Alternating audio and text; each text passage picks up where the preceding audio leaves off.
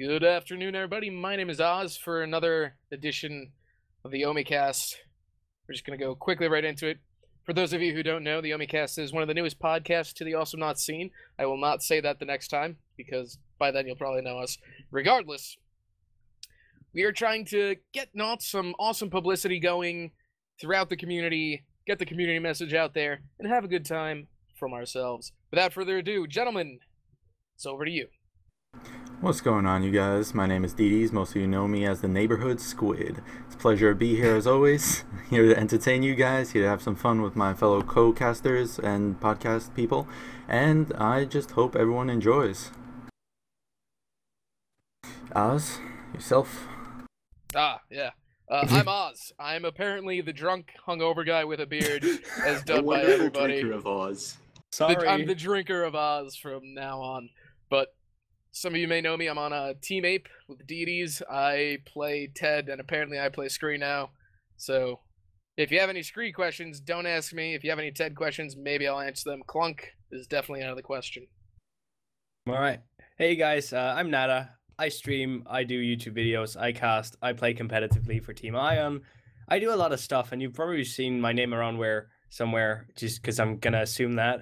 I've also been asked to bring Sexy back, which I'm not going to do, unfortunately, but we'll see about that in the future. Dev, who are you? Well... Bird. He's a duck. Today he's a duck. Today's a duck. There we go. I'll just back to the side. Anyways, I'm Devmon. I main Swiggins Genji. I've been playing a lot of Ted myself, actually, and scraped my headphones. There we go. Anyways, I'm sorry. I played a lot of Awesome Nauts. Other than that, trying to get into doing some voice work. One hand clap for everyone. And other than that, been doing university work, so archaeology student on the side. You know what that duck reminds me of? It doesn't look like Perry the Platypus because you need to put a fedora on it. I don't know if you know Perry the Platypus, Yes, but if you get just a fedora on it, that would be amazing. We gotta save Dev a fedora. Oh, maybe that's a new character. Maybe that is the newest character to the Awesome The Nauts scene. fedora or the duck with the fedora? Both. He throws his fedora as a ranged attack. And it comes back like a boomerang. Boomerang. I know. Shh, guys, we'll call it Euphoria when we throw it. A rainbow trail follows the fedora when it hits. It's a blaze trail. It's brilliant. All right. Oh, let's get into our actual discussion. We'll come back to the newest member of the Awesome Nauts cast after that. We need to talk about some things, and I know that Nada has great control of this. Right, it's mid-control, and controlling mid-map. But it's right you're here. in the exactly. Yeah, you're in the middle. It's right here. We all have mid-control right now. This is really good.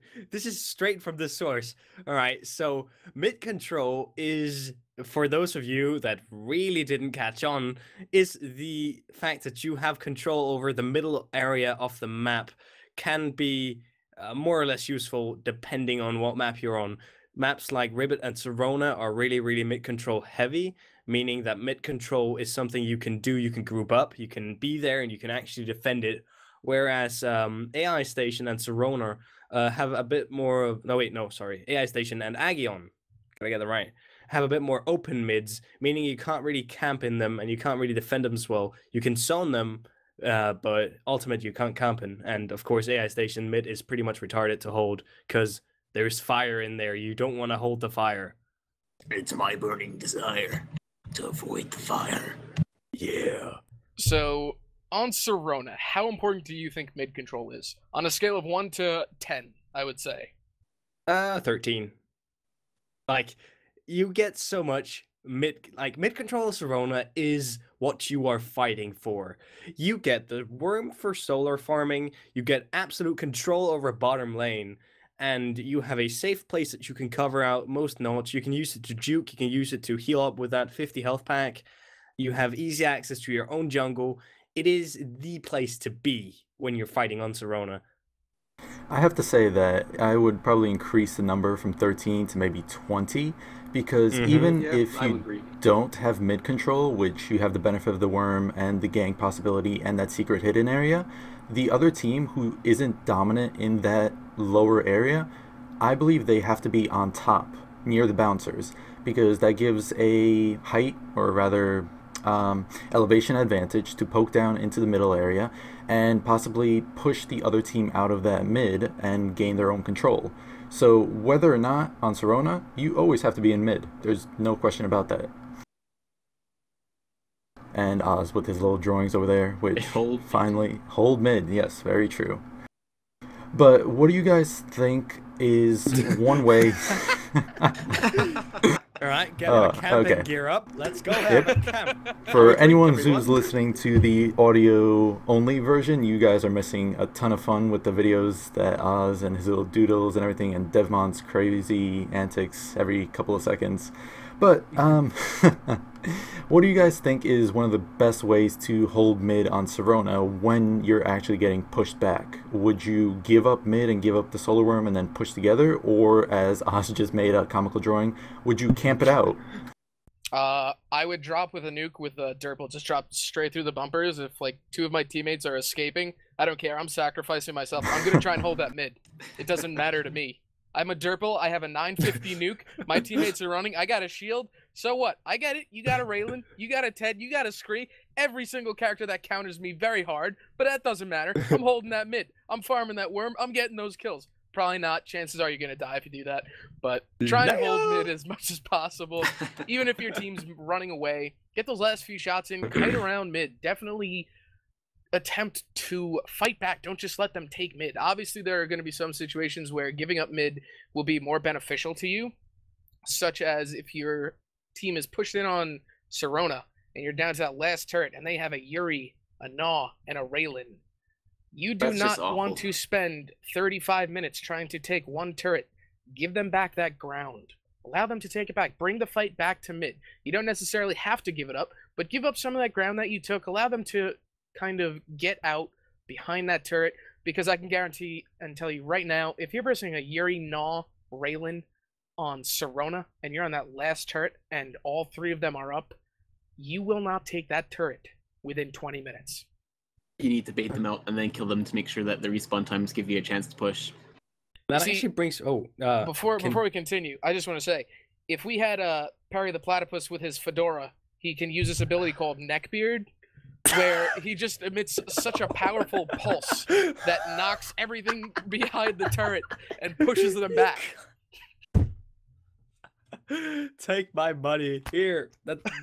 Make it happen. He's the 2.9.1 character. Nibs is a cover-up. This is happening. There's a 6-star Storm Knot. Yep. All right. So I want to actually, we were talking about mid and controlling it, but how do you take a mid? Using the Sorona example, how would you guys go about actually capturing mid?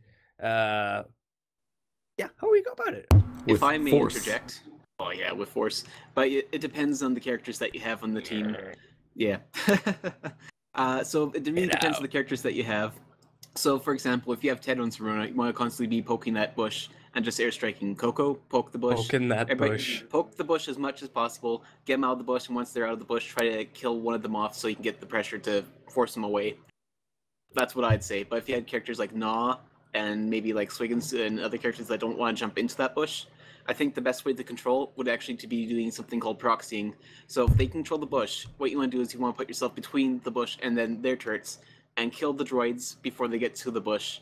So you can basically, I don't know, kill them off before they can do anything, and you want to kind of pressure the turrets so they have to come out of the bush to deal with you. That's a great tactic when you go behind where the players are camping and take out their droid waves, but it leaves you vulnerable, so it's definitely something to work as a team with, or at least let your team know in solo queue that you are going to be stopping the droids, and if they come back to gank you, your team partners should be there to support you and get a counter gank, counter kill, and eventually take back mid. One thing I did want to say is that team composition is very important, and we'll spread into other maps later on, but for Sorona, what do you guys think is like a core character to hold mid? I would personally say maybe Gnaw, but he's not as popular since he's very campy. Maybe someone more tanky and bursty, which I would say Derpl, but this is just my personal opinion. Clunk works best in taking over mid in Sorona. That is a scary thing.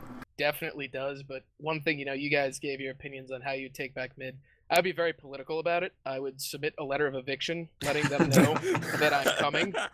So And they have then- X amount of time to then give after me my 2 mid. months, 2 months, you If come they in. haven't packed up their stuff, I'm with coming in the- with a nuke. I'm coming in with an explode from Clunk. And You're you better going be gone Russia by on their then. asses. You're just like. But no, it definitely depends on your comp, because some characters can give this little extra burst that you need to take mid. Some characters you have to kind of work around mid before you can get into it. And definitely with DD saying that Clunk is a great character to take back mid, him being Clunk himself, having that nice little explode, if you land that explode on 2 or 3 people, they're going to be gone. But if you Mr. miss that Teacher. explode, you are definitely going to pay for it, and you may lose some ground on mid. What would you Alright. like to say, Nada? Yes, Mr. Teacher. All right. So I wanna bring in a concept that I'm not sure if many people know, but the concept of counter initiation, which basically builds on things like baiting, for instance, a Swiggin's hook. Genji is the most obvious example, which is counter initiating a Clunk that is going in. It can be done by a few notes. What I do mostly is Raylan's Time Rift, and that is probably the most powerful counter initiation tool in the game. And it's also very, very good for holding mids, because it does really well in tight areas, and you won't really know where it is, which means you can make it spawn without people noticing, so they don't even have to see it. So counter initiation, if I could words, is basically what you need to defend a mid, and those of course vary between the comps that you're playing with. But for instance, a Clunk is hard countered by both Genji and Raylan, but that was really not my point here. But Or just which any one- character with a knockback. Yeah. really, but the general sense that you need to counter initiate when you're in mid is basically it, because you'd never want to try to attack back up on mid unless you're given an opportunity. You're almost always on the defense when you're holding mid. Well, that's why you're holding it. You're not just using it as a vantage point. So what do you guys think of like defending versus attacking when you are actually in mid? Well, Dev was gonna say it. I'm just I itching to just say want one to thing. mention, Yeah, go for mention it. one character that's really good at defending mid and does really well in Sorona, and that's Yuri. And the reason why is not just because the mines can hold the bush, but Time Rift, wow. The slow bubble warp, whatever it's called now, basically is really good for just getting the enemy in your grill and just slowing them down when your teammates pick on them. In addition, Yuri has his solar laser, allows him to pick up the solar underneath the worm Oh yeah, that's right. really safely, so he doesn't have to risk being squished by teammates or enemies in that case. Yeah, I agree. Yuri's a great mid holder, and he farms up super well, which is one of the reasons you have to push him out of mid, or else he's just going to get super farmed up and very hard to kill. But in terms of being defensive or aggressive when you are holding mid, it seems like we're always coming back to this conclusion, but it depends on your team composition, where you can use mid as a strategic point to just clear the droid waves and push up, getting slight turret damage and pokes where turret damage is not healable or revertible. And so thus you're using it as a vantage point instead of something to just farm up on. If the other team isn't pushing you back, you can easily take those 2 first turrets on Sorona where their health is minimum and reduced to the point that they can drop in like 2 minutes with a full team attacking on it. But let's say Yuri or Naw or anyone is in mid, one other way other than either proxying behind their lines to clear the droids faster, or a full-on attack into mid with like a Clunk or a tank, or as Nadapop said, a counter gank or a counter attack where you just bait them in, waste their cooldowns, and go in for the easy picks, is pokes. Something that a lot of teams won't work on is that they go in, Coco is one example, or Scoop is great for this, they just have to constantly poke that bush to the point where the enemy is low enough that if you engage, even if they're farmed up, you will take them, or one of them has to teleport back because there's not enough health around. And once you see a person teleport back, for anyone, solo queue, competitive, team play, if it's a 3v2 situation, go in. That's your cue to just attack. Yep, and everyone's doing little hand signals. But Hand guns. yeah. Pew pew. Awesome Nauts. Or, Needs more or we'll guns. go with Lone Star's blaster. Pew pew pew pew pew. Running into mid. Yeah. Oh boy. Seeing a Lone Star now, it's just so funny. I can't take him seriously anymore from his blaster sound. It's like, I'd be boy. like, I'm gonna hurt you. I'm gonna hurt you with pew pew. It's like he's shooting a Nerf gun at me. He should actually, like, when you buy booming bullets, I'd like it to just be like kaboom every time I hit something. Like Kaboom. Just had some Mel miniature Gibson nuclear effects. explosion Yeah. sound. Like just Every single- like replace the animation with like tiny Derpl nukes. Well, actually, what one of my friends started doing was I guess he was messing around with the game files a little bit, and he made some custom tracks for when you get kill streaks. Oh, I have that too. So he did I know for Clunk he did Tenacious D, the metal, Oh god. and I know he had some other really crazy ones. I forgot what he had for Raylan. I think he had Call Me Maybe for Raylan or something. I don't know. It was Oh, pretty sense. funny. He did But- not. It was just funny, and I think more people should do that. I would like to see what kind of soundtracks you would put to killing sprees or kill streaks. God. We could do that like a We could. comment question. We like should people. answer in the comment section below or on the forums, wherever you'd like to post. What kill streak music would you put to Clunk, to Raylan, and your favorite character? Yeah, that's a good one. And if your favorite character is Clunk or Raylan, then you figure out something else. We trust that you can do that. That being So- said, I think. Do you have anything else to say? I do actually in for relevance it. to that. So I'm part of Team Slam West, which is two teams, Team There's Team Slam West and there's Team Slam East, whichever way the count goes. Anyways, what there has been done, there's been a whole bunch of Slam Jam packs, which replaces all the music in the game with Slam Jam versions of either the song or different Slam Jam songs that are fitting into the term. So, yeah. every You know what character- song I would love to put? Do you guys remember the Space Jam theme song? Yes, I do. I would put that for somebody. I don't know who it would be. I don't know. Space Jam. Space Anyway. Jam. Next topic. What kind of compositions exist at the moment? What are the cores of those compositions? And what is the value of flexibility of playing different characters within the game? So we've decided we're gonna go Mr. with, Atlas, go ahead. No. we've Jeez. decided I think we're gonna just do some rapid fire questions. I'm gonna give them compositions. They're gonna tell me what's good, what's bad with them, their opinions, and then I'll tell them why they're wrong and why I'm right. But we'll go straight into it. Okay, off the top of my head, Yuri, Derpl, Ayla, Nada. Why is it All good? right. Why is it bad? It's amazing because Ayla and Yuri synergize so well. You get basically everything that counters out. Ayla's weak side is that she's very vulnerable when she's raging. If she does not have a target, Yuri makes up for that. She gets an increased attack speed with the bubble, and the target is slowed. There is no way it's getting out. The DPS is increased by 25%. She's getting healed. There is no way you can kill that combo if they're doing it right. It's amazing. As for Derpl, he's just being there.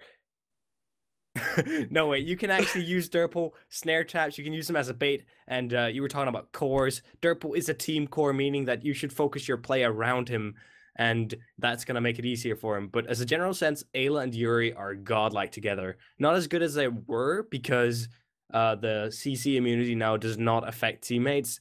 But when that was the case, Ayla Yuri was unstoppable, and they're still very good. Cool.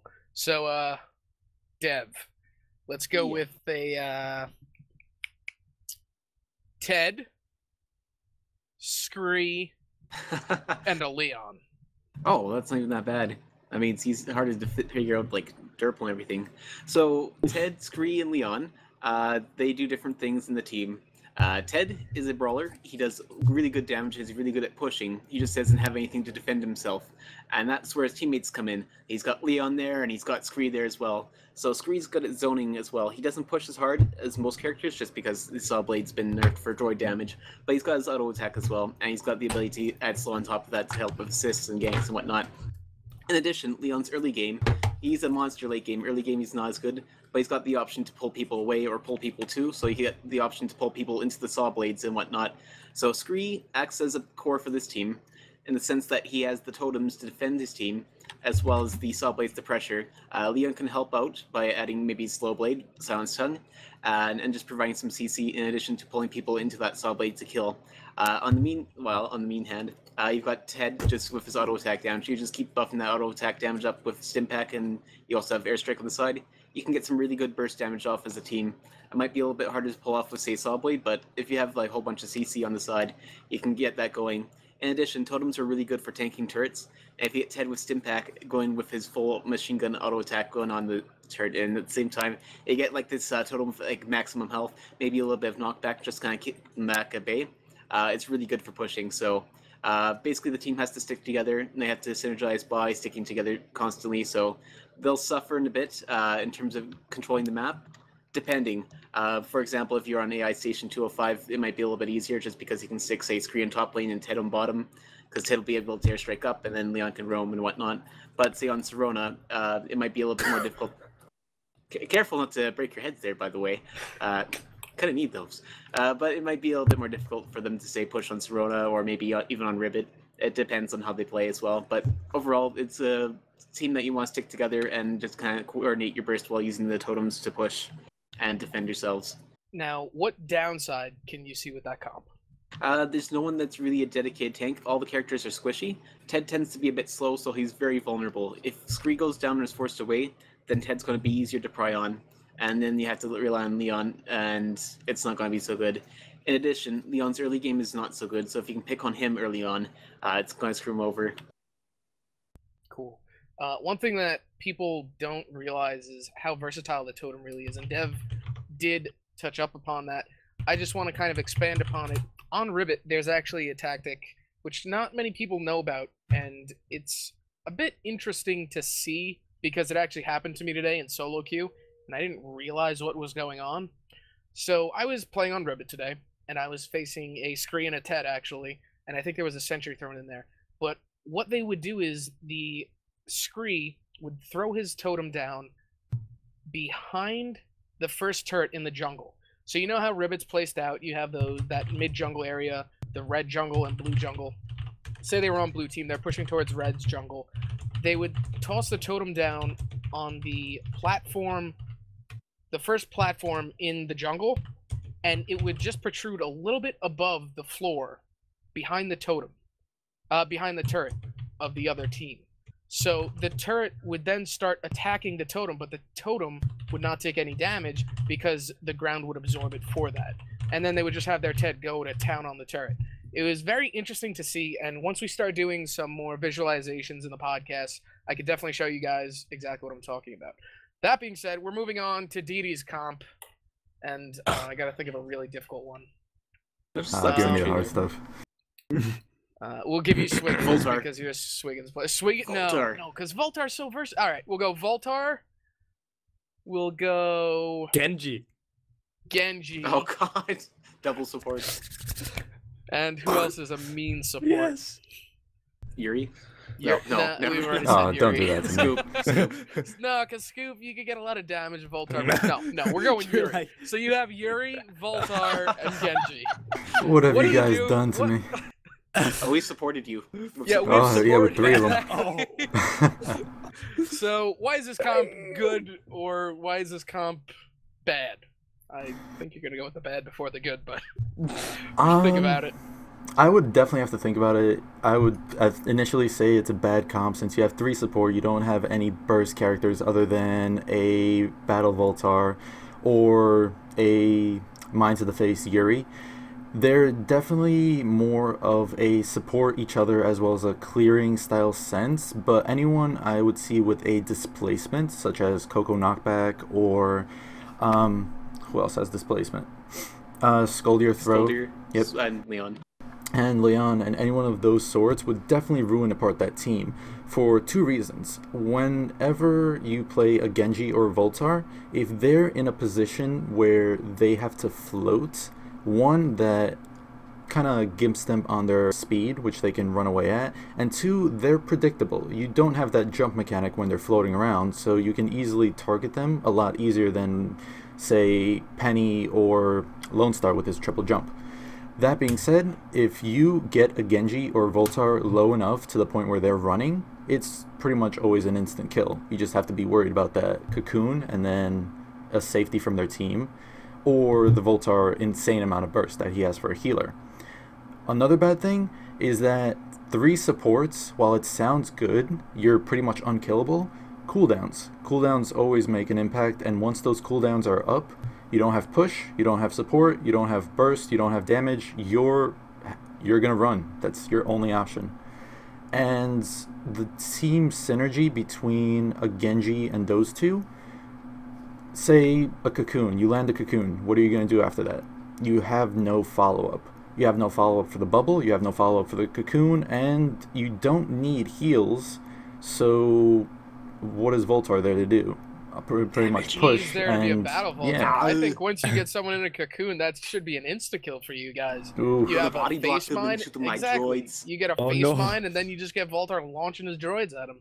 That should be an insta-kill. Yeah, but they're late game, pretty much, what, 700 mine, and I always forget how much damage Voltar can do maxed in, if anyone knows off the top of the It head. depends on the glitch that occurs, depends on the spawn rate of the 5th droid. I think it's up to 120 something or other.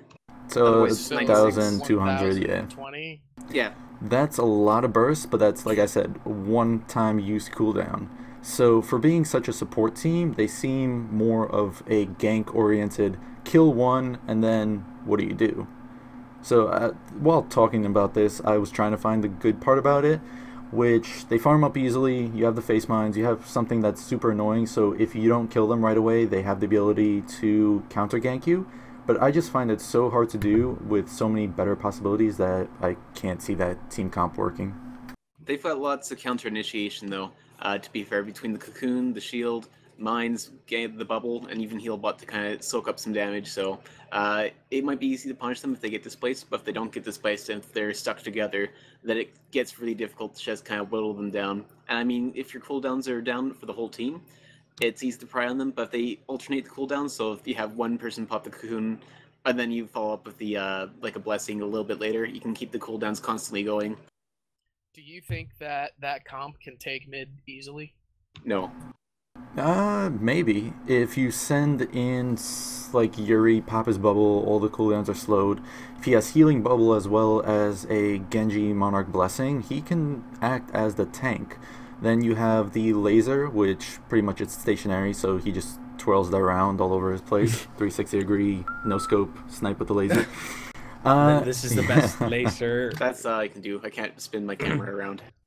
But if he acts as a tank, and then he has the support for the follow-up, as well as the face mines for a chase, if anything, if he has flash forward, maybe it's possible, and then you have Voltar and Genji heals just annihilating any damage coming into them and make it seem like toy pokes. I don't know. Fair enough. Fair enough. So we're going to continue with the rapid fire, except this time you guys are going to say what the best and worst team comps would be. So now to go. All right, Quick, so quick, come on, best the best fucking penny. Penny. Oh my god. That's 3 All times That's the team amp, comp. times the no, burst. Dev, go. Let's say Ted, Penny, Coco. Swiggins, or Coco. You can fit anybody in there. Okay, go. I want to say Coco. Deities, go. Penny, Coco, Swiggins. Penny, Coco, Penny again. Way too many pennies. Penny, and Penny. This is like I don't very know. patch. It patch depends on what determined. you want to do with the team, to be honest. Yeah. Yeah. We could do anything with a triple penny. I mean, That's true. You have air Welcome control, to you have Penny. support coming at you, you get 3 silences, 3 oh 3 man, bursts. 3 Oh, that's pounces, actually- just one after another. Full turret damage. You can play volleyball with them. Just pounce after pounce after pounce. You And you air can fly. juggle. You can fly like foxes can fly. That's what Osmonauts Vinny told wished me. he could fly like Penny. But they taught me. Oh yeah, Vinny wishes he was Penny. Yeah. Vinny is a toned down version of Penny. Yes. I don't know, in my opinion. He has such great potential and he can scale up so quickly as far as damage goes, but man, Penny is just I don't get it. I don't get how well pennies can do, even if you're not a top tier penny player and you have 10 hours in the game. If you know how to play penny, you know how to win. That's kind of it. It's it. You win. It's the secret. It's simple. We play the penny. We'll fox them over. Yeah, it will fox them over. That's Ingenious. This is Dev. That way. I make puns. This topic brought to you right. in part by Devmon and Saxrono Esquire. For all your Yes. Esquire needs, contact Saxonro. But we're gonna move straight into the mid recap. Yeah, coming straight from the mid. All right. So, we've been talking. Good recap. Thanks. Yeah, yes, All right, thanks. so we're gonna go straight into No, continue. Oh boy. Well, if you don't like me. All right. We've been talking a bit about maps and more specifically mid control, mid attacking, defending, how you do it. We also been talking a bit about comps, what comps we like, what's the advantages of certain comps, and how to play them, what to do, what their focus is. And that's pretty much what we've been doing. Very summarized. We've been discussing the possibility of a new knot coming out. We need to think of a name. Fedora. Feduck. Fedora. Fedora. We got the fedora wielding duck. But we're going to go straight into our probably what I'm looking forward to the most, spectator mode. Yes. So somebody cue in and tell us a little bit about what spectator mode would do for Awesome Nauts as a whole. bring it to the next level. Spectator mode would definitely bring Awesome Nauts to a new level, to the point where I wouldn't know if they would allow a lobby spectator mode, since that would require lobby systems in game, and the Happy Matchmaking server is providing better matchmaking, but it is not providing a public lobby list to join and leave games and stuff like that. But spectator mode, in terms of the competitive scene, where someone like a caster or a sponsor or anyone who's willing to join in would be able to join the match, view it in a live setting, real time, and either comment on it or learn from it or save that live recording on Twitch or whatever they're doing and use it somewhere else.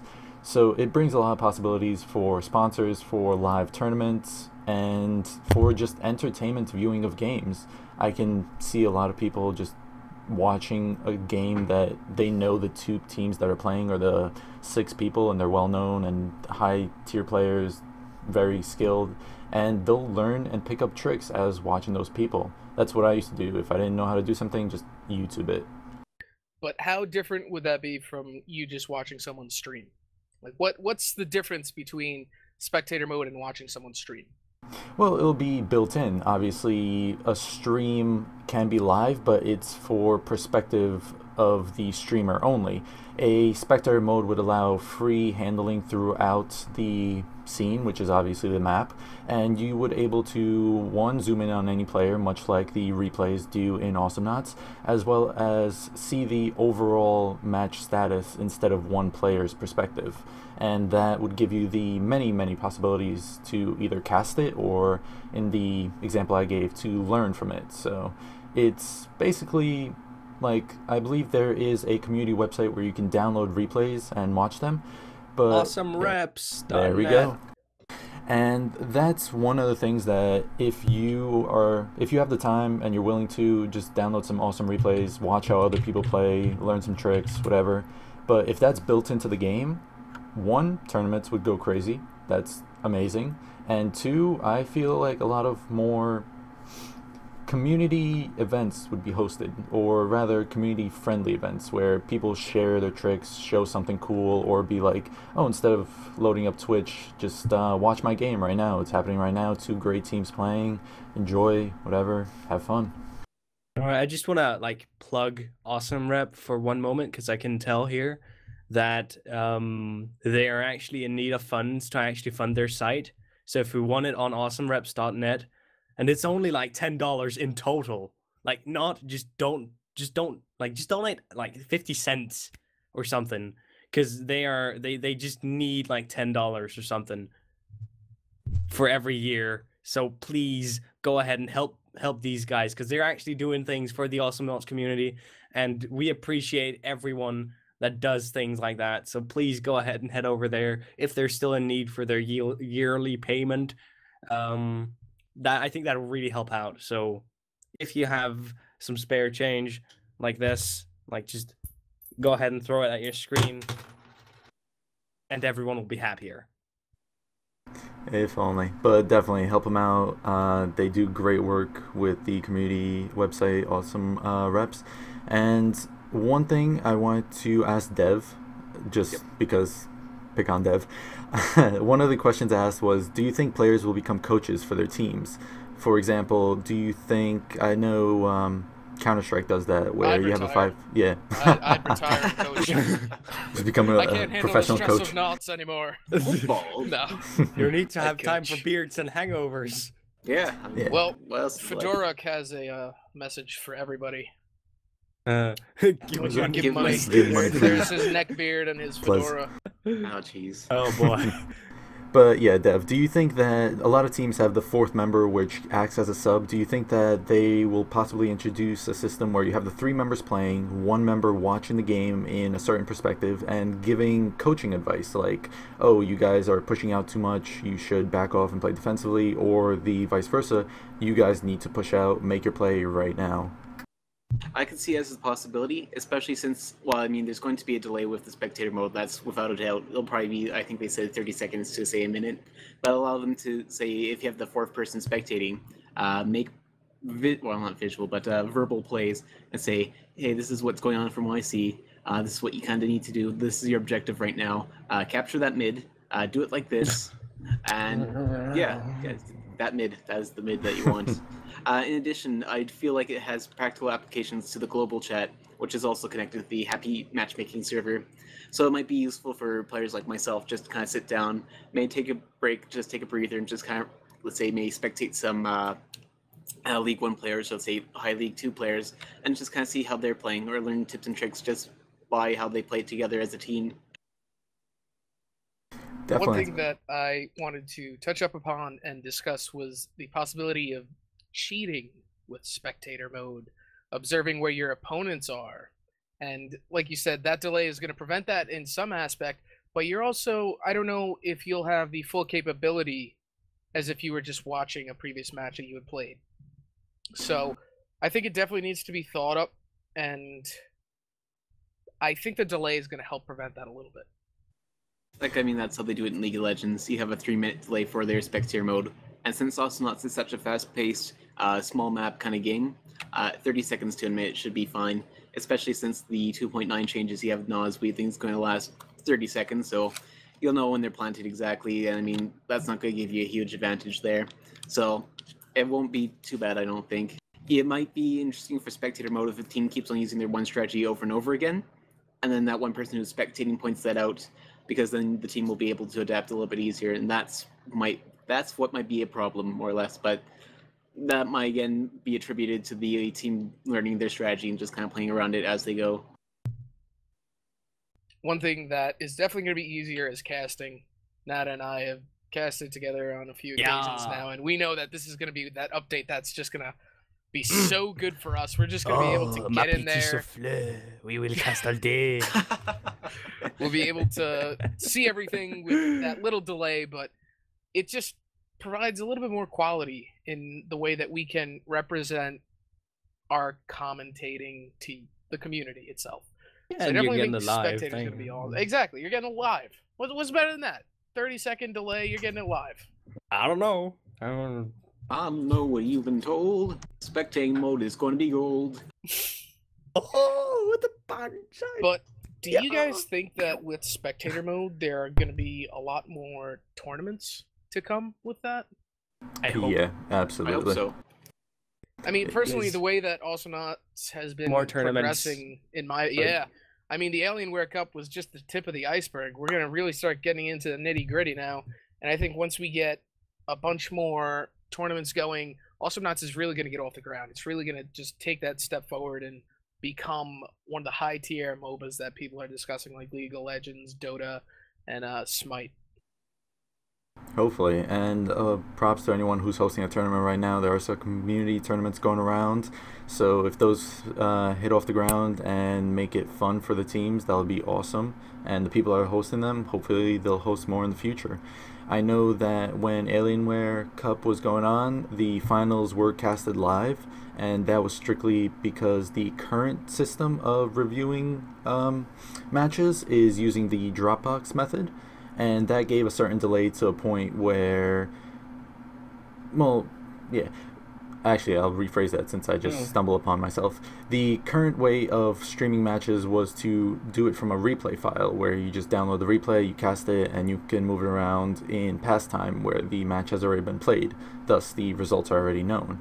The current ghetto version of doing it live is to use the Dropbox method, which it works very well, but there is a delay and there is a chance that the recording stops due to a host interference or host migration or anything like that, or the Dropbox just for some reason has a few errors, which it's not very common. So but during the Alienware Cup, that's what they used. It was still good. It was a functioning live view mode kind of thing. But if there was a built-in spectator mode, definitely a lot more highly professional and sponsored tournaments would hopefully be in our sights in the long run. But yeah, since we're pretty much done with this topic, how about we move into the next one? And that topic would be characters. We have been talking about characters a lot, and we'll just go with the idea that this podcast is mostly about maps, characters, and a little bit of Fedora. Yeah, Fedora. You can't forget about Fedora. He's just so euphoric nowadays. Oh, totally. He's gonna be the top tier. He's gonna be the next Penny Coco. I'm calling it right now. That neck beard ability. Oh. Well, that's off to you damage then. and pulse back. Have to design. You have to tip your fedora at me. But Oz, do you want to quickly give a recap of the question of the bottom 3 knots? I definitely don't want to, but I'll do it anyway. So, our bottom 3 knots, this is a question that we answered last week while Nato wasn't here. Lord bless him. He will be missed. But we kind of brush up upon the top and bottom 3 characters that we thought, and we thought that we should revisit that this week and get a little bit more in-depth analysis from each of us as to why we believe that. Last week I was a little bit distracted with my drawings of the Swiggin's Anchor, the only counter to Penny Coco, and my Schwartz and Voltar. Get to the heal bot. Get to the heal bot now. Do it now. We are gonna revisit that now, and just discuss I'll be that. here. Yeah, Yes. Nata will be here. Yeah, exactly. So Alright. this topic was brought to you in part by Ant, who runs his ant running services. Ants are the strongest animals in the world, and relative to their weight and size, transport 1-800 anywhere at ant. any time. 1-800-ANT. Oh, nice. Anti-ant. The more you know, science facts every day. Yeah. But Natapop, Science. since you weren't there last week, the first question will be to you, and I believe our couple of knots, which most of us will agree on, it was Derpl, Ayla, and Yuri. So just for the sake Voltar. of ease, Don't forget Voltar. Go for Voltar. All right. Voltar, Let's yeah. start out with Derpl.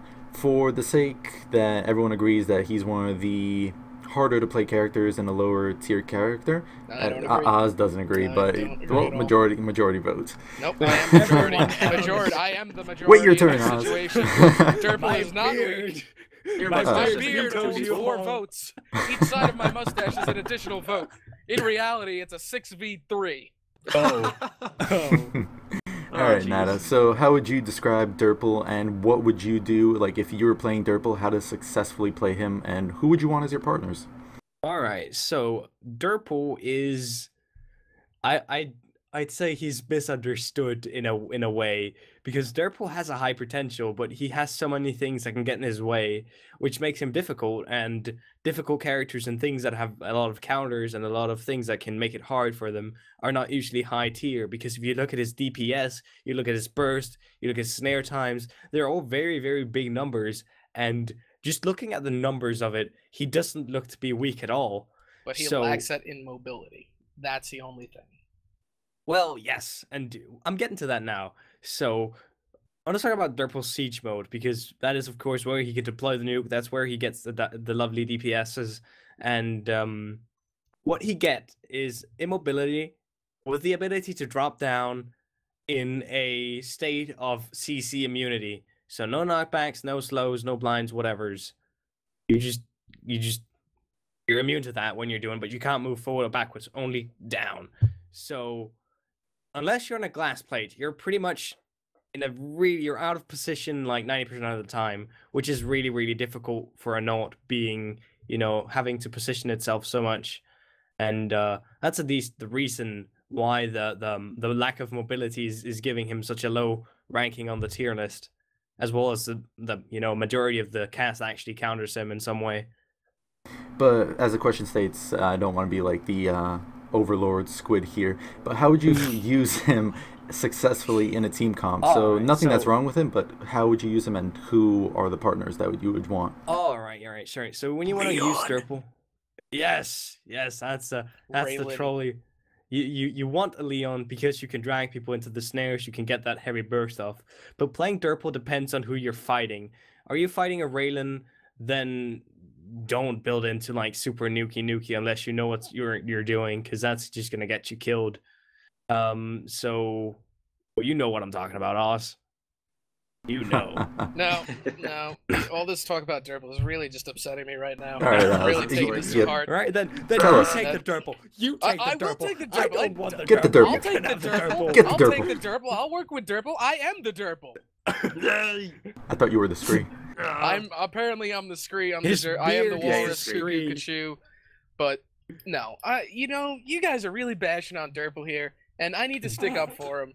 So, Derpl, he does have these high numbers, and he has such a high damage output, but he lacks mobility, and that's the biggest thing. You can play a Cat Derpl, and a Cat Derpl is a very scary thing. Stay above it. That's the counter to it. Stay above it and stay away from it.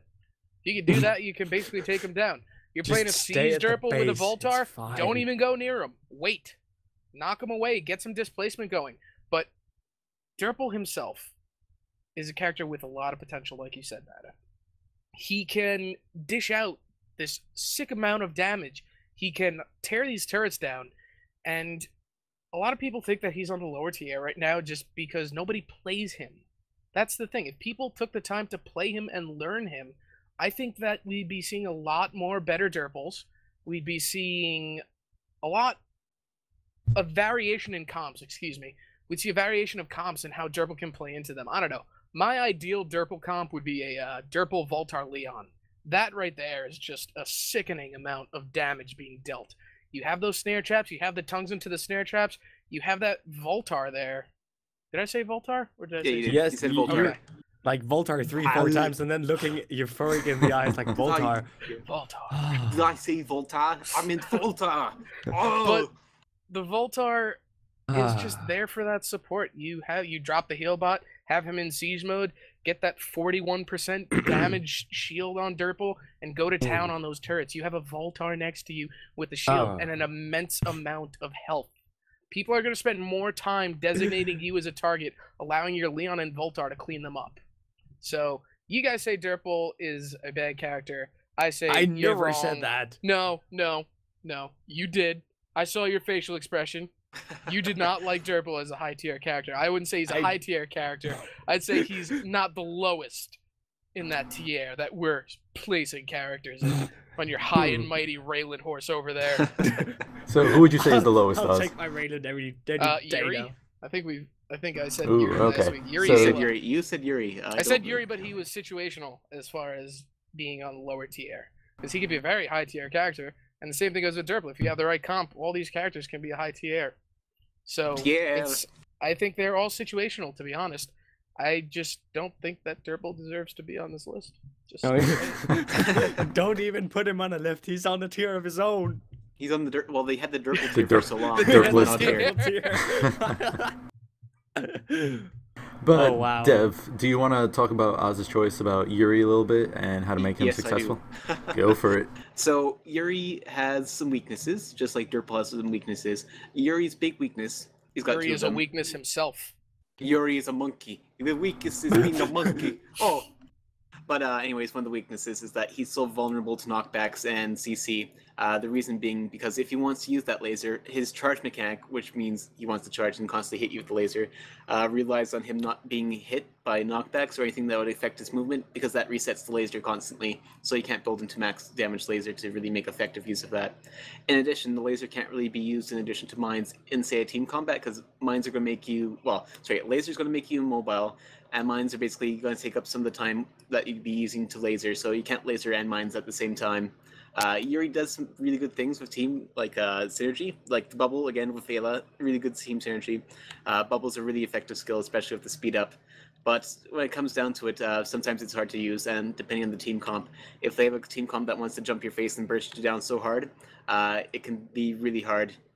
Other than that, it can be really annoying. You put mines on the jump pad and really just say, you're not going up there unless you want to die. But I feel like he's got the mobility over Derpl, and mobility is perhaps something that's a bit more important than, say, the raw damage.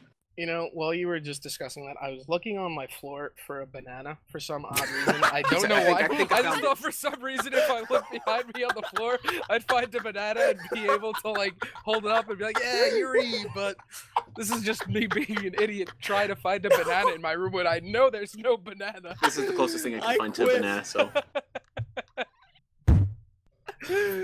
But you are one fruity person. What is your pick for the lower tier, in your opinion?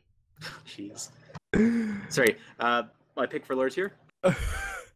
Or yep. Dev, and then we'll go on. We'll to just do that because we've been doing that kind of order.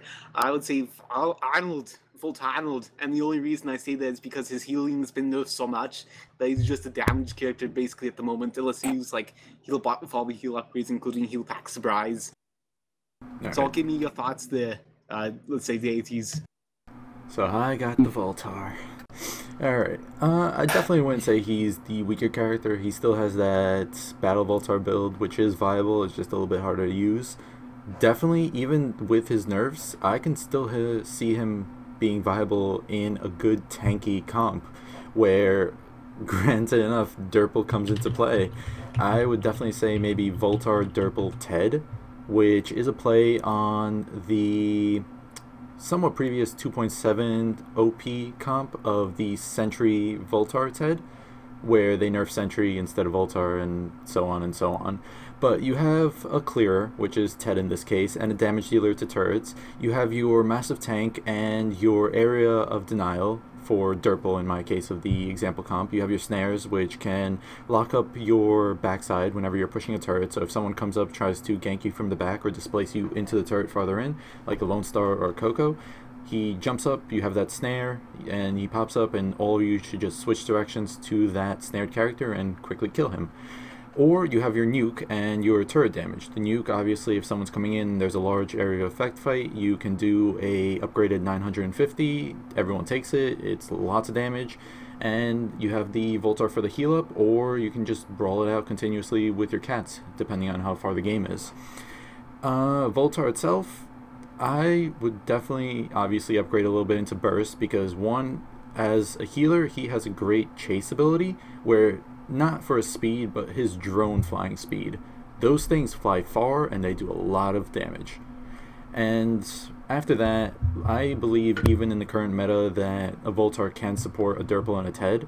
That's an insane amount of push, that's an insane amount of control around mid or anything. It's a little bit single laned, so if someone pushes your other lane and split pushes you, you're a little bit in trouble. And I also see that comp being bad if you're too passive, where the other team is more dominant than you and you get locked up behind your turret. You can't really push out, you can't really establish dominance and push forward with that comp. But once you have it, it's the rebirth of the Voltar train.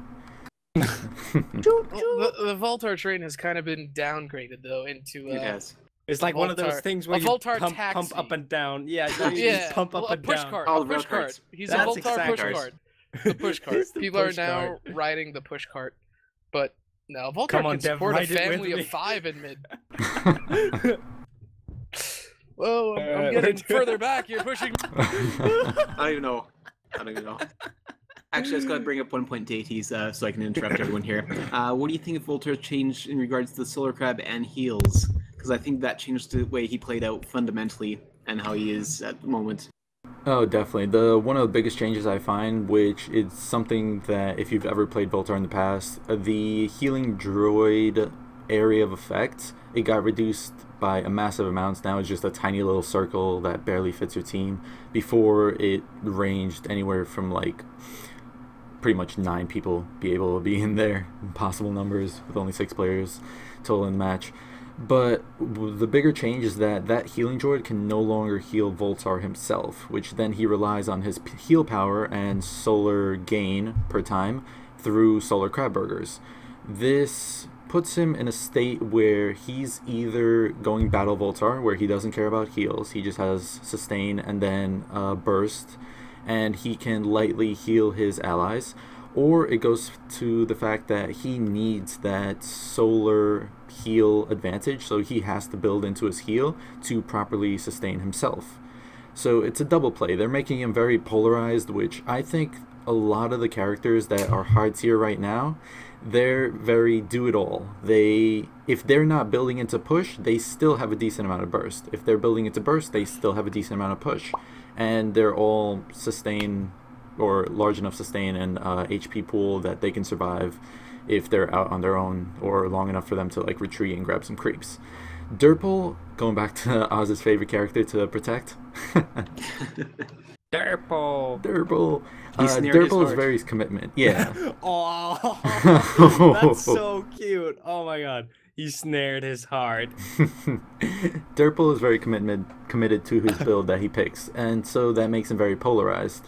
Voltar is becoming a lot like that, to the point where a lot of people are just building damage because that's an easy way to make Voltar work. If you're trying to mix it up, it's very hard to do unless you have the proper support, and if you're building heals, that's a niche build that not a lot of people do because it requires team support.